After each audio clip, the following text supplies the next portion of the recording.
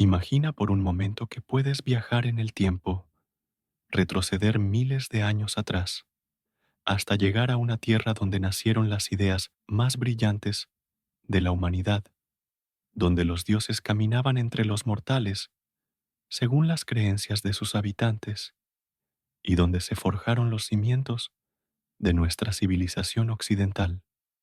Esa tierra es la antigua Grecia. Hoy te invito a acompañarme en este viaje sereno y fascinante a través de los siglos, explorando los misterios y las maravillas de una de las civilizaciones más extraordinarias que jamás haya existido. Será un recorrido pausado, relajante, perfecto, para que puedas descansar mientras tu mente se sumerge en estas historias milenarias. Pero antes de comenzar nuestro viaje, me gustaría pedirte un pequeño favor. Si este contenido te resulta interesante y relajante, no olvides suscribirte a nuestro canal. Es completamente gratuito y nos ayuda muchísimo a seguir creando este tipo de contenido para ti. También puedes darle like a este video si te está gustando. Eso nos indica que vamos por el buen camino. Y si conoces a alguien que también disfrute de estas historias tranquilas, no dudes en compartir este video con esa persona especial. Ah, y algo muy importante, activa la campanita de notificaciones para que no te pierdas ninguno de nuestros próximos viajes al pasado. Y por supuesto, si tienes algún comentario, alguna pregunta o simplemente quieres compartir tus pensamientos, déjanos saber en la sección de comentarios. Nos encanta leer lo que tienes que decir. Ahora sí, cerremos por un momento los ojos, respiremos profundamente y dejemos que nuestra imaginación nos transporte muy lejos en el tiempo, hacia el año 3000 antes de Cristo, cuando las primeras civilizaciones comenzaban a florecer en las islas y costas del mar Egeo. En aquellos tiempos remotos, mucho antes de que existieran las grandes ciudades que conocemos, las tierras que hoy llamamos Grecia estaban habitadas por pueblos que vivían de manera muy sencilla. Eran agricultores, pastores, pescadores, que habían aprendido a trabajar el bronce y que comenzaban a desarrollar las primeras formas de escritura. Imagina por un momento esas tierras, bañadas por el sol Mediterráneo, con sus costas irregulares, sus numerosas islas y sus montañas que se alzaban majestuosas hacia el cielo. Era un paisaje que invitaba a la contemplación, a la reflexión, y quizás por eso mismo fue el lugar perfecto para que floreciera el pensamiento y la filosofía. Los primeros habitantes de estas tierras vivían en pequeñas comunidades, construían sus casas con piedra y madera, cultivaban olivos, vides y cereales, y poco a poco, generación tras generación, fueron desarrollando tradiciones, costumbres y formas de entender el mundo que los rodeaba. Pero hubo un momento, alrededor del año 2500 a.C., cuando algo extraordinario comenzó a suceder. En la isla de Creta, la más grande de todas las islas griegas, surgió una civilización que cambiaría para siempre el curso de la historia. Los historiadores la llaman la civilización minoica, por el legendario rey Minos, que según las leyendas, gobernaba desde su palacio en Cnosos. Esta civilización minoica era algo completamente nuevo en el mundo antiguo. Sus habitantes habían desarrollado una forma de vida sofisticada, elegante y sorprendentemente avanzada para su época. Construían palacios magníficos, con sistemas de drenaje, baños y frescos coloridos que decoraban las paredes. Los minoicos eran, ante todo, un pueblo del mar. Habían desarrollado una flota poderosa que surcaba las aguas del Mediterráneo, comerciando con Egipto, con Mesopotamia, con todas las grandes civilizaciones de su tiempo. Llevaban productos griegos, como aceite de oliva, vino y cerámica, y traían de vuelta especias, oro, marfil y conocimientos. Imagínate navegando en una de esas embarcaciones minoicas, sintiendo la brisa marina en tu rostro, mientras contemplas las aguas azules del Mediterráneo. El barco se desliza suavemente, llevado por vientos favorables, hacia puertos lejanos, donde te esperan comerciantes de tierras exóticas. Los palacios minoicos eran verdaderas maravillas arquitectónicas. El más famoso de todos, el Palacio de Cnosos, era un laberinto de habitaciones, patios y corredores que se extendía por más de 20.000 metros cuadrados. Sus paredes estaban decoradas con frescos que representaban delfines, toros y hermosas mujeres con elaborados peinados. En estos palacios, la vida transcurría de manera pacífica. Los minoicos parecían ser un pueblo amante de la belleza, de la naturaleza y de los placeres refinados. Sus artistas creaban vasijas delicadas, joyas exquisitas y esculturas que capturaban la gracia y la elegancia del mundo natural. Pero quizás lo más fascinante de la civilización minoica era su carácter aparentemente pacífico. A diferencia de otras civilizaciones de la época, los minoicos no parecían obsesionados con la guerra. Sus palacios no estaban fortificados. Su arte no glorificaba la violencia y su sociedad parecía basarse en el comercio y la cooperación más que en la conquista. Sin embargo, como todas las civilizaciones, la minoica también tenía sus misterios. Desarrollaron un sistema de escritura que los arqueólogos llaman lineal A, pero que hasta el día de hoy sigue siendo un enigma. Nadie ha logrado descifrar completamente esta antigua escritura, lo que significa que muchos secretos de los minoicos permanecen ocultos para nosotros. Imagina los secretos que podrían revelar esas tablillas de arcilla, con sus símbolos misteriosos. Quizás contenían poemas, historias de amor, registros de sueños o reflexiones sobre el significado de la vida. Tal vez, algún día, alguien logre descifrar estos mensajes del pasado y podamos conocer más íntimamente los pensamientos y sentimientos de aquellos antiguos habitantes de Creta. Pero mientras tanto, podemos imaginar cómo era la vida cotidiana en aquellos palacios minoicos. Al amanecer, cuando los primeros rayos del sol mediterráneo iluminaban las habitaciones, los habitantes se despertaban lentamente.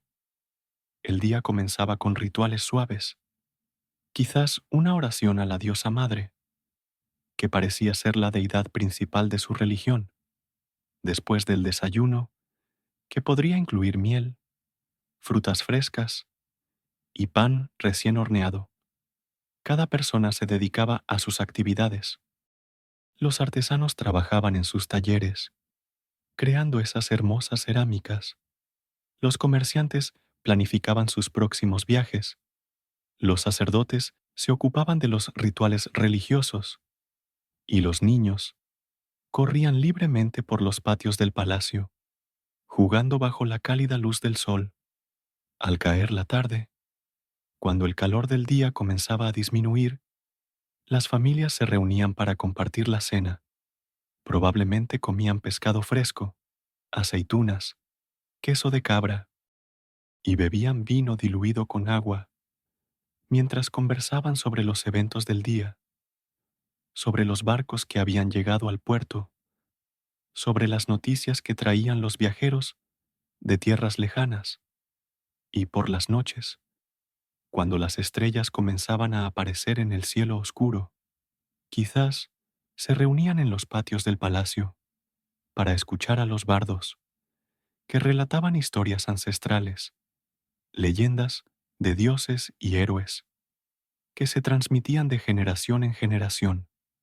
Estas historias, contadas bajo el cielo estrellado, con el sonido suave de las olas del mar como música de fondo, debían crear una atmósfera mágica, casi hipnótica. Los oyentes se dejaban llevar por las palabras del narrador, imaginando aventuras extraordinarias, mundos fantásticos y personajes legendarios. Pero la civilización minoica, por más avanzada y sofisticada que fuera, no estaba destinada a durar para siempre.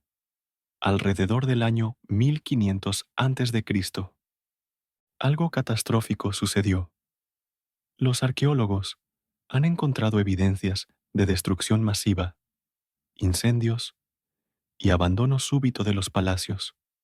Algunas teorías sugieren que fue causado por una erupción volcánica en la isla de Tera, actual Santorini, que habría provocado tsunamis devastadores. Otras teorías apuntan a invasiones de pueblos del norte o a conflictos internos. La verdad es que, hasta el día de hoy, el final de la civilización minoica sigue siendo uno de los grandes misterios de la historia antigua. Pero mientras la civilización minoica florecía en Creta, en la Grecia continental, otros pueblos también estaban desarrollando sus propias culturas. Alrededor del año 1600 antes de Cristo, llegaron a la región grupos de pueblos que los historiadores llaman aqueos. Estos aqueos se establecieron en diversas partes de Grecia y poco a poco fueron desarrollando su propia civilización. Los aqueos eran diferentes de los minoicos. Eran un pueblo más guerrero, más orientado hacia la conquista y la expansión. Construían ciudades fortificadas, con murallas impresionantes, y desarrollaron una sociedad más jerárquica, dominada por reyes y nobles guerreros. La ciudad más famosa de los aqueos era Micenas, situada en el Peloponeso. Esta ciudad, con sus murallas ciclópeas, construidas con bloques de piedra tan enormes que las generaciones posteriores creyeron que solo los cíclopes, esos gigantes de un solo ojo de la mitología, podían haberlas levantado. Imagina por un momento, acercándote a las murallas de Micenas, al atardecer, cuando el sol poniente tiñe las piedras de color dorado. Las murallas se alzan imponentes, de más de 6 metros de altura, construidas sin mortero, donde cada piedra encaja perfectamente con la siguiente, como un rompecabezas gigantesco, resuelto por manos expertas. Al atravesar la famosa Puerta de los Leones, con su relieve de 2 leones enfrentados, te encuentras en el corazón de una de las ciudades más poderosas del mundo antiguo. Las calles empedradas suben y bajan siguiendo las curvas naturales de la colina. Entre las casas de piedra puedes ver talleres donde los artesanos trabajan el bronce, forjando espadas, lanzas y armaduras para los guerreros. Los aqueos habían aprendido mucho de los minoicos. Adoptaron su escritura, aunque la adaptaron a su propio idioma, creando lo que conocemos como lineal B. Esta escritura, a diferencia del misterioso lineal A, sí ha sido descifrada, y gracias a ella sabemos mucho más sobre la vida y la organización de la sociedad micénica. Las tablillas de arcilla con escritura lineal B nos cuentan historias fascinantes. Hablan de inventarios de armas, de listas de trabajadores, de ofrendas a los dioses. Nos revelan que los aqueos tenían una administración compleja, con funcionarios especializados, escribas, y un sistema de impuestos bien organizado. Pero quizás lo más interesante es que estas tablillas mencionan nombres de dioses que siglos más tarde serían fundamentales en la religión griega clásica: Zeus, Hera, Poseidón, Atenea. Todos ellos aparecen ya en estos textos micénicos, lo que nos dice que las raíces de la mitología griega se extienden muy profundo en el tiempo. Los palacios micénicos, aunque menos elegantes que los minoicos, tenían su propia grandeza. El palacio de Pilos, por ejemplo, tenía más de 100 habitaciones, incluyendo almacenes, talleres, baños y una gran sala del trono, donde el rey, llamado Wanax, recibía a sus súbditos y aliados. Imagínate, entrando en esa gran sala del trono, el techo alto, sostenido por columnas pintadas, de colores vivos, las paredes decoradas con frescos que representan escenas de caza, batallas y procesiones religiosas. En el centro, sobre una plataforma elevada, el trono real, tallado en piedra y decorado con incrustaciones de oro y marfil. El rey Wanax no gobernaba solo, tenía un consejo de nobles, llamados basileis, que lo asesoraban en las decisiones importantes. Estos nobles eran también guerreros, propietarios de tierras y comandantes de los ejércitos. Vivían en casas grandes, con patios centrales, y tenían sus propios sirvientes y artesanos. La vida cotidiana en las ciudades micénicas giraba en torno a la agricultura, la ganadería y la guerra. Los campesinos cultivaban trigo, cebada y legumbres, mientras que los pastores cuidaban rebaños de ovejas, cabras y cerdos. Los artesanos especializados trabajaban el cuero, la cerámica, los metales y los textiles. Las mujeres micénicas tenían roles importantes en la sociedad. Algunas trabajaban como tejedoras, otras como sacerdotisas, y las de las familias nobles participaban en la administración de las grandes propiedades.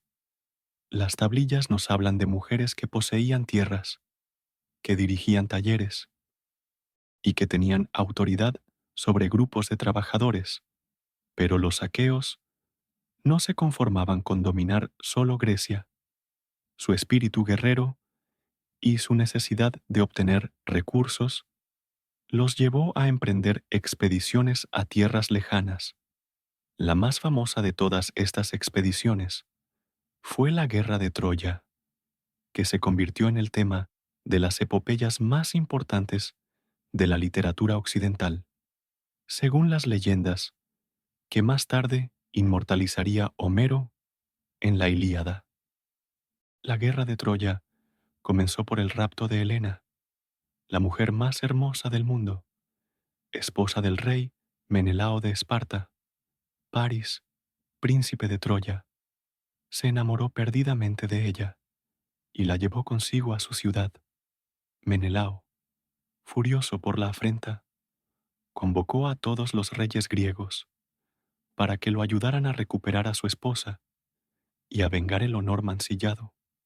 Agamenón, rey de Micenas y hermano de Menelao, se puso al frente de la expedición.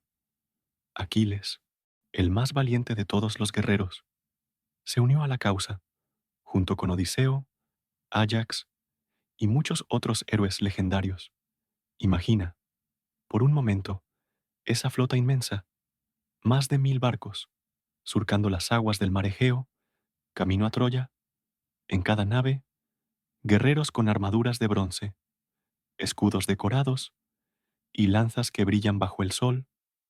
Los remos golpean el agua al unísono, mientras los marineros cantan para mantener el ritmo y levantar el ánimo. La guerra de Troya, según las leyendas, duró 10 largos años, 10 años de asedios, batallas, duelos y sufrimiento, 10 años en los que los héroes de ambos bandos demostraron valor, honor y también las pasiones más profundas del corazón humano. Durante todo ese tiempo, los guerreros griegos vivieron en un campamento frente a las murallas de Troya, construyeron barracas, talleres y templos temporales. Cada día se enfrentaban a los troyanos en combate y cada noche regresaban a sus tiendas para curar sus heridas, honrar a sus muertos y planificar las batallas del día siguiente.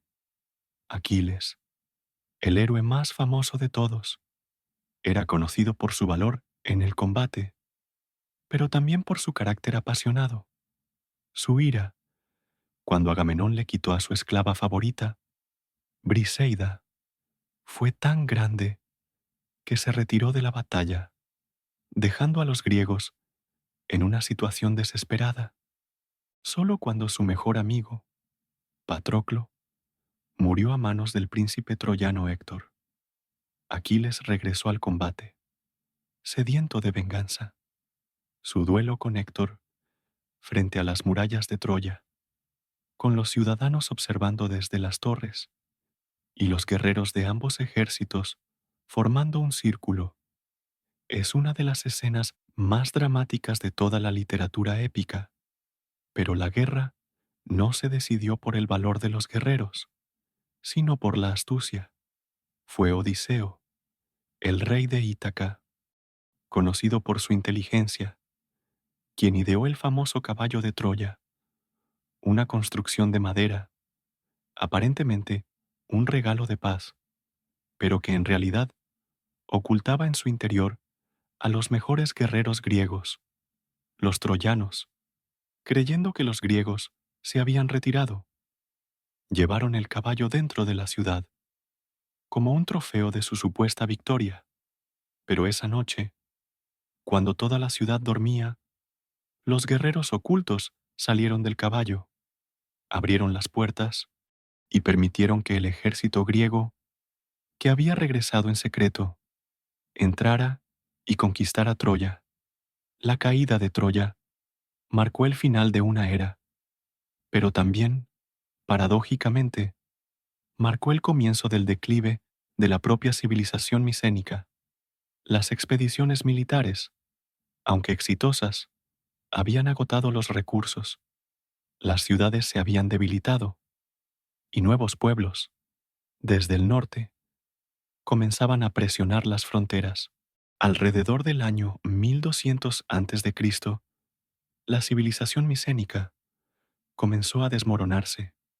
Los palacios fueron abandonados, las ciudades se despoblaron y la escritura, esa maravillosa escritura, lineal B, se perdió por completo.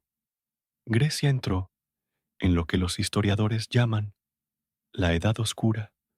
Durante estos siglos oscuros, que duraron aproximadamente 400 años, la vida en Grecia cambió drásticamente. Las grandes ciudades fueron abandonadas. La población disminuyó considerablemente. Las rutas comerciales se interrumpieron y muchas de las artes y técnicas desarrolladas por los micénicos se perdieron, pero no todo se perdió. En pequeñas comunidades rurales, dispersas por las montañas y los valles de Grecia, se conservaron las tradiciones orales, las historias de los antiguos héroes, las leyendas de los dioses, las memorias de tiempos mejores. Todo esto siguió transmitiéndose de padres a hijos, de abuelos a nietos, a través de canciones, relatos y ceremonias. Imagina esas noches largas de invierno, cuando las familias se reunían alrededor del fuego. En esas ocasiones, los ancianos de la comunidad contaban las viejas historias. Los niños escuchaban con los ojos muy abiertos, memorizando cada detalle, cada nombre, cada aventura. Sin saberlo, estaban preservando un tesoro invaluable que siglos más tarde se convertiría en la base de la literatura griega clásica. Estos bardos itinerantes que viajaban de aldea en aldea, llevando consigo un repertorio enorme de historias, desarrollaron técnicas especiales para memorizar estos relatos épicos. Utilizaban fórmulas repetitivas, epítetos fijos y estructuras métricas que les ayudaban a recordar miles y miles de versos. Algunos de estos bardos se especializaron en las historias de la guerra de Troya, otros en las aventuras de los héroes que regresaron a casa después de la guerra. Generación tras generación, estos relatos se fueron puliendo, enriqueciendo, hasta convertirse en verdaderas obras maestras de la narración oral. Pero mientras las historias del pasado glorioso se mantenían vivas, la vida cotidiana en Grecia, durante estos siglos oscuros, era muy diferente. Las comunidades eran pequeñas, autosuficientes y aisladas unas de otras. Cada aldea tenía que producir todo lo que necesitaba para sobrevivir: comida, herramientas, ropa, refugio. La mayoría de las personas vivían en casas sencillas, construidas con piedra y madera, con techos de paja o tejas de barro. Tenían una o dos habitaciones, un pequeño patio y quizás un huerto donde cultivaban vegetales, hierbas aromáticas y algunas frutas. La vida transcurría lentamente, siguiendo el ritmo natural de las estaciones. En primavera, cuando los campos se cubrían de flores silvestres y los árboles comenzaban a brotar, las familias se dedicaban a la siembra, preparaban la tierra con arados sencillos, tirados por bueyes, sembraban trigo, cebada, lentejas y guisantes, mientras cantaban viejas canciones que sus antepasados habían cantado durante generaciones. El verano, con su calor intenso, era la época de cuidar los cultivos, de pastorear los rebaños en las colinas y de pescar en los ríos y lagos cercanos. Las mujeres hilaban la lana, tejían telas y preparaban conservas para el invierno. Los hombres reparaban las herramientas, construían nuevas casas y se ocupaban de los trabajos más pesados. El otoño traía la cosecha, un momento de alegría y celebración. Toda la comunidad participaba en la recolección. Después, cuando los graneros estaban llenos, organizaban fiestas donde compartían comida, vino, música y, por supuesto, historias. Era en estas ocasiones cuando los bardos visitantes eran especialmente bienvenidos y el invierno, con sus noches largas y frías, era el tiempo perfecto para los relatos, para trabajar en los talleres, fabricando vasijas, herramientas o joyas sencillas. Era también el momento de planificar, de tomar decisiones importantes para la comunidad y de enseñar a los jóvenes las tradiciones ancestrales. Pero gradualmente, a medida que pasaban las décadas, la situación comenzó a cambiar. Nuevos pueblos llegaron a Grecia. Los dorios, desde el norte, se establecieron en muchas regiones, trayendo consigo nuevas costumbres, nuevas formas de trabajar el hierro y nuevas ideas sobre organización social. Los dorios eran diferentes de los aqueos. Tenían una cultura más simple, menos jerárquica, pero también más democrática en ciertos aspectos.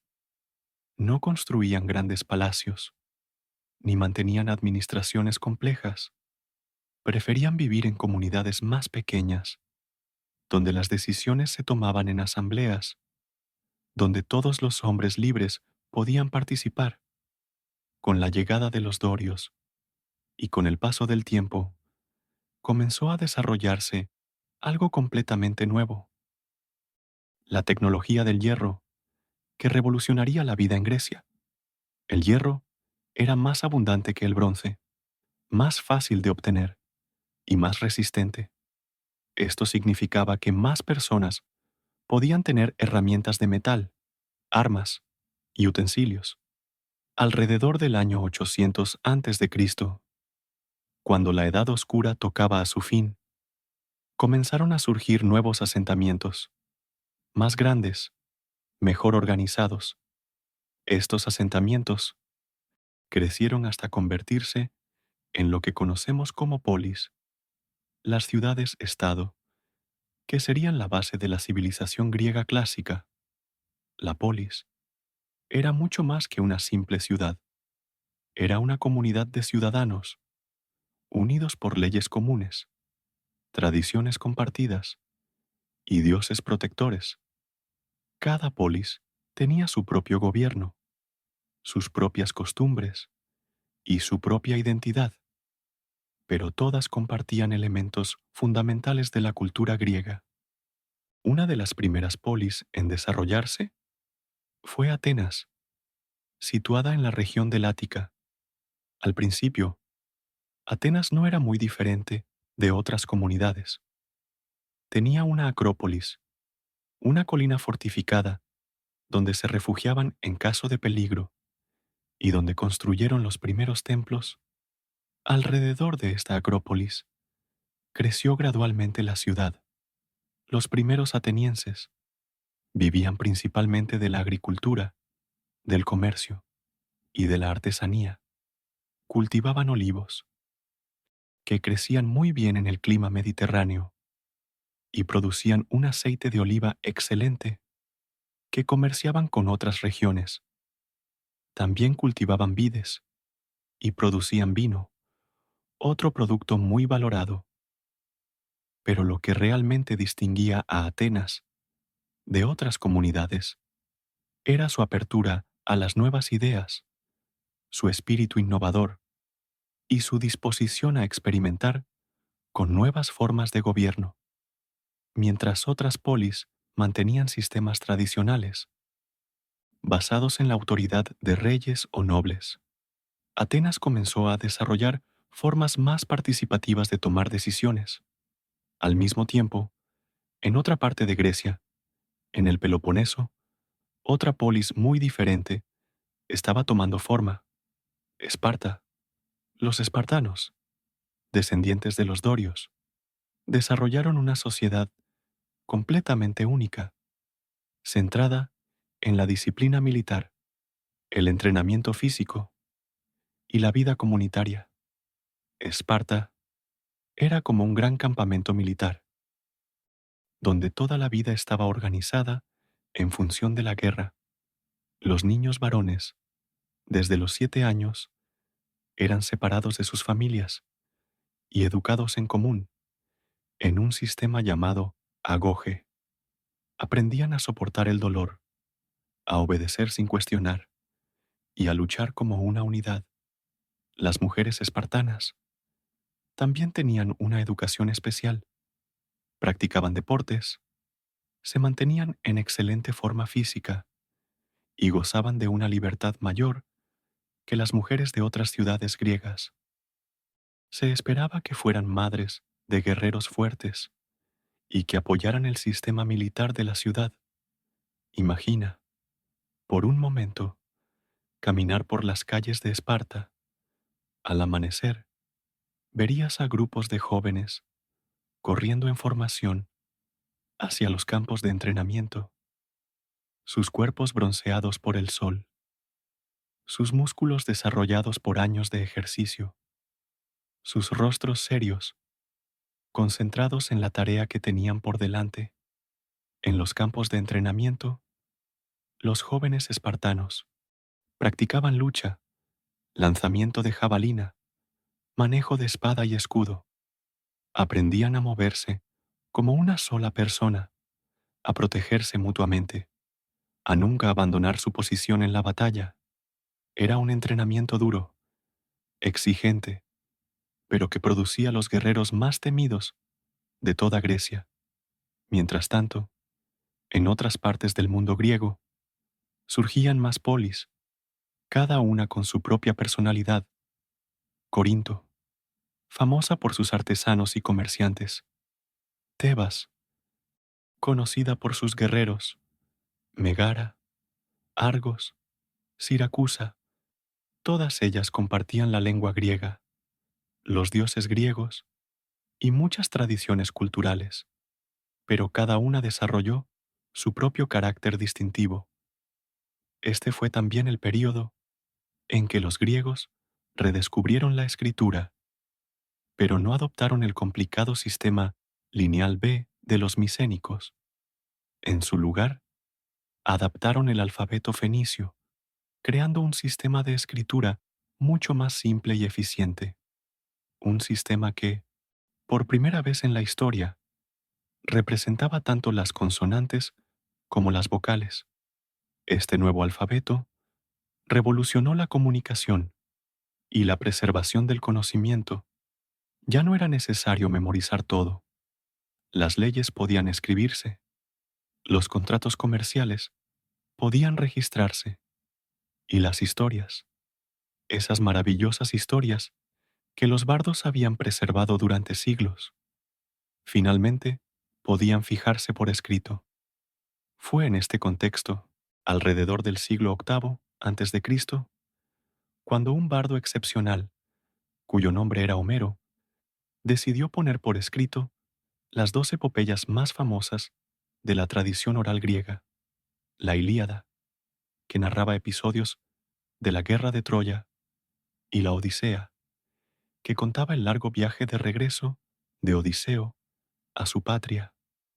Homero trabajó con material que había sido transmitido oralmente durante siglos, pero no se limitó a transcribir. Seleccionó, organizó, pulió y dio forma definitiva a estas historias, convirtiéndolas en obras de arte literario que todavía hoy, más de 2 milenios y medio después, siguen emocionando a los lectores. La Ilíada nos transporta al campo de batalla, frente a las murallas de Troya. Nos presenta héroes con personalidades complejas que luchan no solo contra enemigos externos, sino también contra sus propias pasiones, sus miedos, sus deseos.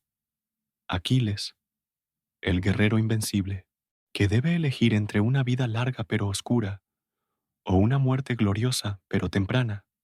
La Odisea, por el contrario, es una historia de viajes, de aventuras marítimas, de encuentros con seres fantásticos. Odiseo, el héroe astuto, debe superar prueba tras prueba para finalmente regresar a su hogar, a los brazos de su fiel esposa Penélope, que lo ha esperado durante 20 largos años. Estas epopeyas homéricas se convirtieron rápidamente en los textos fundacionales de la cultura griega. Todos los griegos educados las conocían de memoria, las recitaban en festivales, las enseñaban a sus hijos, las usaban como guía moral y como fuente de inspiración. Pero Homero no fue el único poeta importante de esta época. Hesíodo, otro bardo excepcional, escribió obras que complementaban perfectamente las epopeyas homéricas. Su Teogonía narraba el origen de los dioses, explicando cómo había surgido el universo, cómo los dioses habían llegado al poder y cuál era su relación con los mortales. Los trabajos y los días de Hesíodo era una obra completamente diferente. Hablaba de la vida cotidiana, de la agricultura, de la justicia y de cómo vivir una vida buena y próspera. Era una guía práctica, llena de consejos sabios, dirigida especialmente a los campesinos y artesanos. Imagina, sentado bajo un olivo, en una tarde tranquila, escuchando a Hesíodo recitar estos versos sobre cuándo sembrar, cuándo cosechar, cómo tratar a los vecinos, cómo honrar a los dioses.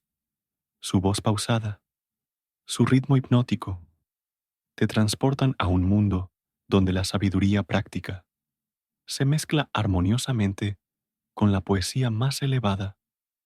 Estos poetas, Homero y Hesíodo, no solo preservaron las tradiciones del pasado, también las transformaron, las enriquecieron y las convirtieron en algo nuevo. Sus obras se convirtieron en la escuela donde los griegos aprendían sobre sus valores, sus ideales y su identidad como pueblo. Al mismo tiempo que florecía esta literatura épica, los griegos también comenzaron a explorar nuevas formas de expresión artística. La cerámica, por ejemplo, alcanzó niveles de perfección extraordinarios. Los alfareros griegos desarrollaron técnicas que les permitían crear vasijas de una belleza y elegancia incomparables. Estas vasijas no eran solo objetos utilitarios, eran verdaderas obras de arte, decoradas con escenas de la mitología, de la vida cotidiana, de competencias atléticas. Cada vasija contaba una historia, transmitía un mensaje o simplemente deleitaba la vista con su armonía y proporción. Los pintores de vasijas desarrollaron estilos distintivos que evolucionaron a lo largo de los siglos. Primero, el estilo geométrico, con sus patrones abstractos, sus líneas precisas y sus formas simétricas. Después, el estilo orientalizante, influenciado por el arte del Medio Oriente, con figuras de animales fantásticos, plantas estilizadas y motivos exóticos. Finalmente, surgió el estilo de figuras negras y más tarde, el de figuras rojas, donde los artistas lograron representar con gran realismo el cuerpo humano en movimiento, las expresiones faciales y los detalles más delicados de la ropa y los ornamentos. Era un arte que celebraba la belleza, la gracia y la dignidad del ser humano. Pero quizás el desarrollo más importante de este periodo fue el surgimiento de una nueva forma de pensar, una forma de abordar las grandes preguntas sobre el origen del universo, la naturaleza de la realidad y el sentido de la vida humana.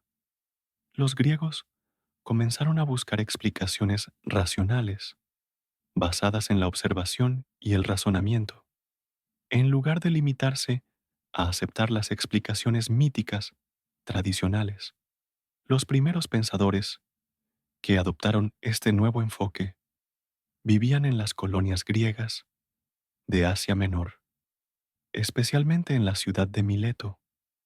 Tales de Mileto, considerado el primer filósofo, se preguntaba de qué estaba hecho realmente el mundo y propuso que todo derivaba del agua, el elemento más fundamental y esencial. Anaximandro, discípulo de Tales, fue aún más lejos. Propuso que el origen de todas las cosas era algo indefinido, invisible, que él llamó apeirón, lo infinito, lo ilimitado.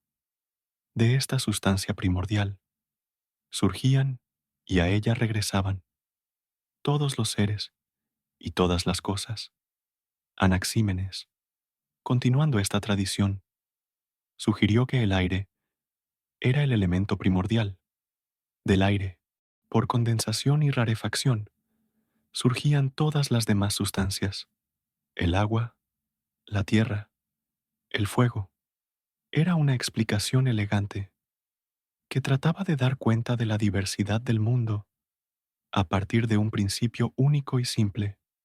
Estos primeros filósofos no solo especulaban sobre la naturaleza, también observaban, experimentaban y trataban de verificar sus ideas, tales, por ejemplo, predijo un eclipse solar, demostrando que los fenómenos naturales podían entenderse y predecirse mediante el conocimiento y la razón. Imagina, por un momento, sentarte junto a estos primeros sabios, en un pórtico, con vista al mar, mientras el sol se pone lentamente en el horizonte. Escucha sus voces serenas, explicando sus teorías, con la pasión de quien ha descubierto algo maravilloso. Sus palabras se mezclan con el sonido suave de las olas, creando una atmósfera de contemplación profunda. Mientras la filosofía florecía en Asia Menor, en la Grecia continental, se estaban produciendo transformaciones políticas igualmente revolucionarias. En Atenas, un estadista llamado Solón introdujo reformas que sentarían las bases de la democracia. Abolió la esclavitud por deudas, redistribuyó algunas tierras y creó nuevas instituciones que daban mayor participación al pueblo. Solón era no solo un político, sino también un poeta. Sus versos, llenos de sabiduría práctica, hablaban de la importancia de la moderación, del equilibrio y de la justicia.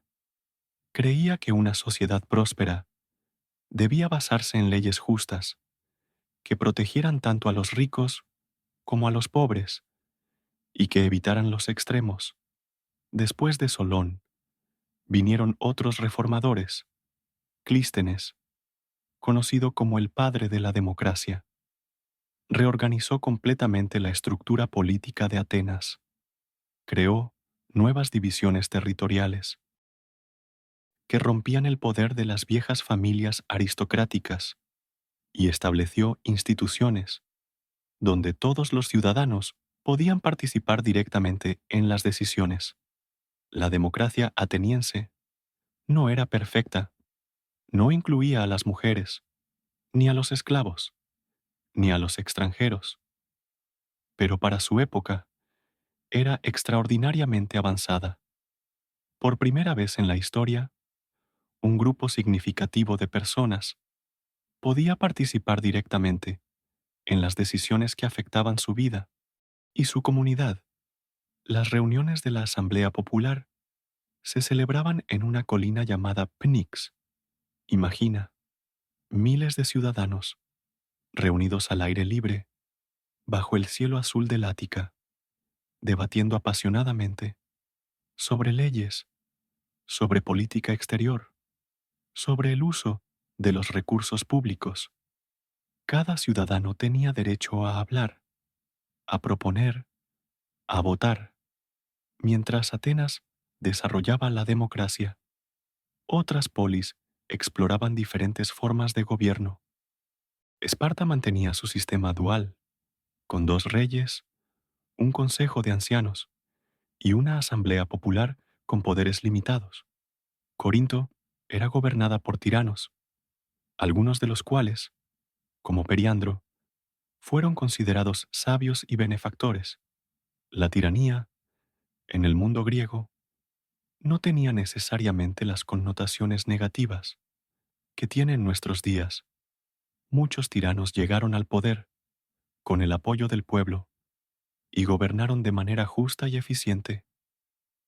Construyeron obras públicas, protegieron las artes y mantuvieron la paz y la prosperidad. Durante estos siglos, los griegos también comenzaron a explorar el mundo más allá de sus fronteras tradicionales. Establecieron colonias, desde el Mar Negro hasta el Estrecho de Gibraltar.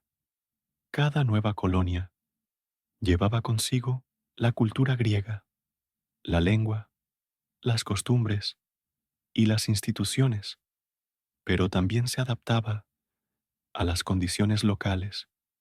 Estas colonias no eran dependencias políticas de las ciudades madres, eran polis independientes, que mantenían lazos culturales y comerciales con sus lugares de origen. Esta red de ciudades griegas, extendida por todo el Mediterráneo, facilitó el intercambio, no solo de productos, sino también de ideas, conocimientos y tradiciones artísticas. El comercio se convirtió en una actividad fundamental. Los griegos intercambiaban aceite de oliva, vino, cerámica y productos manufacturados por cereales, metales, maderas y productos exóticos. Este comercio intenso trajo prosperidad y también nuevas ideas, nuevas técnicas y nuevos contactos culturales. Con la prosperidad vino también un florecimiento extraordinario de las artes y las letras.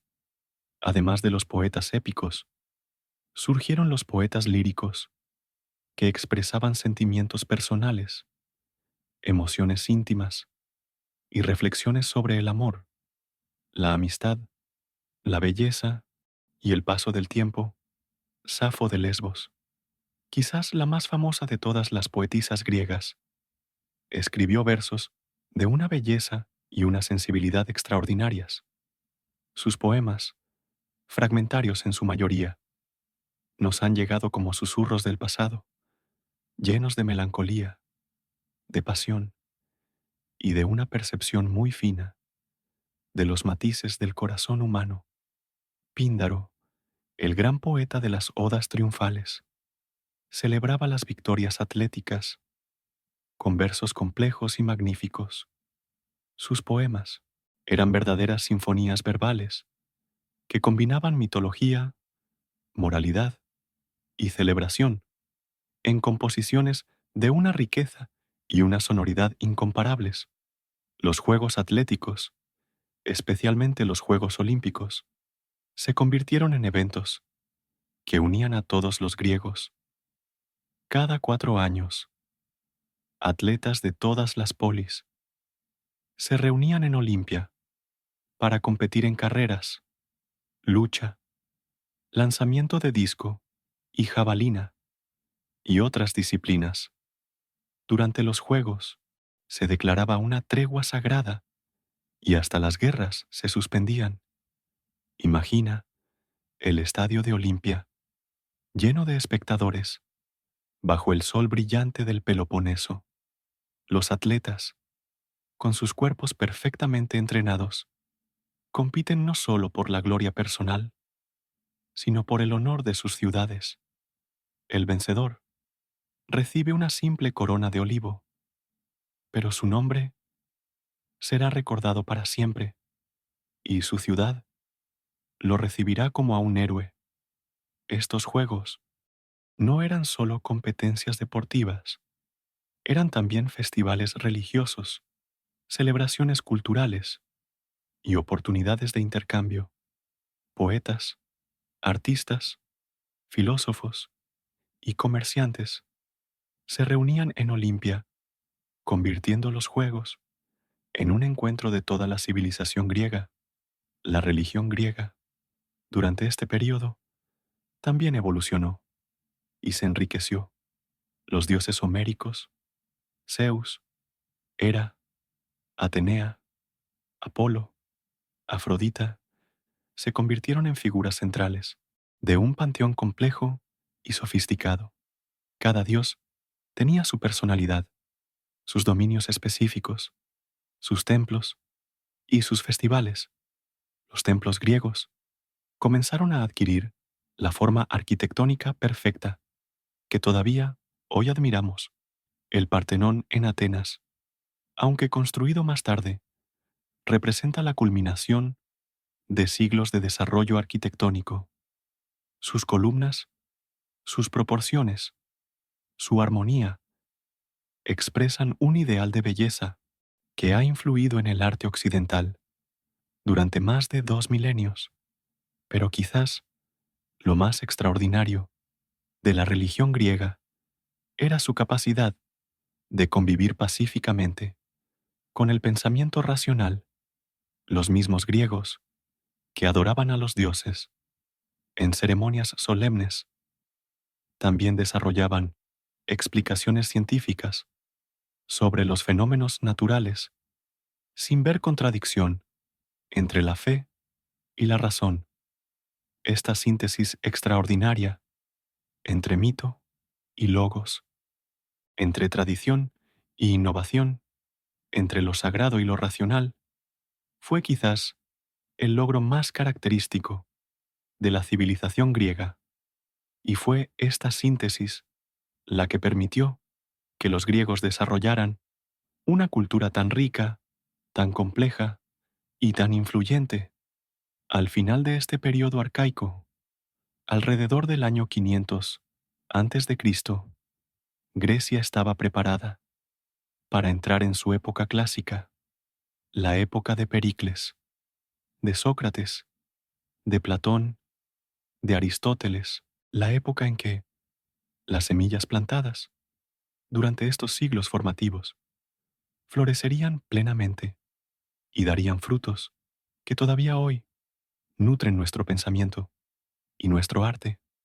Pero esa es otra historia que quizás podamos explorar en otra ocasión. Por ahora, dejemos que estas imágenes de la Grecia antigua se depositen suavemente en nuestra memoria, como las olas del mar Egeo que acarician las costas de aquellas tierras bendecidas donde nació la civilización occidental.